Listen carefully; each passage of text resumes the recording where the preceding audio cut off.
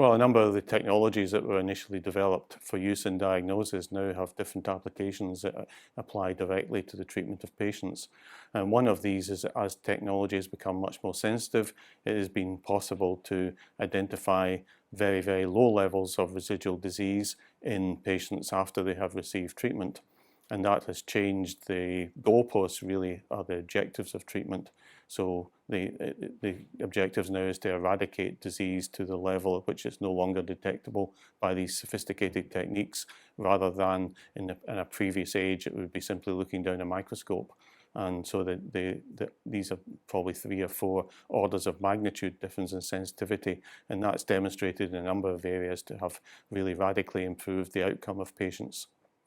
The monoclonal antibodies that were initially developed for use in diagnosis in immunocytochemistry and flow cytometry, many of these now have been repurposed and are actually therapeutic agents in their own right, so that they have been developed and changed, and they can be injected into patients and target the proteins which were previously used in diagnosis as a further form of therapy to eliminate the disease.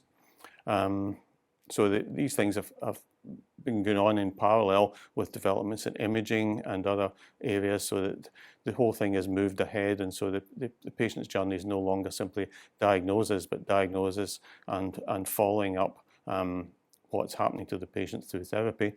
And finally, the genomic projects and the study of tumor genetics has identified the key areas where specifically targeted drug treatments could affect the behavior of an individual tumor. And again, that strategy has been used very successfully in a number of ways. At the very first genetic abnormality identified in hematological malignancies was the Philadelphia chromosome, and that fittingly formed the basis of the first targeted therapy in chronic myeloid leukemia, which has completely changed the prognosis for patients with that condition.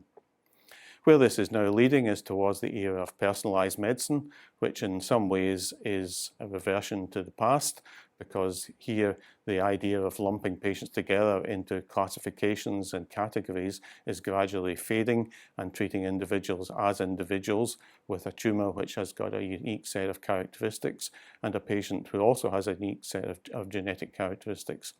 And that's really the underlying principle of personalized medicine.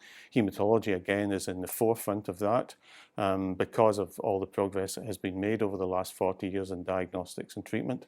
And things are well placed to take advantage of that.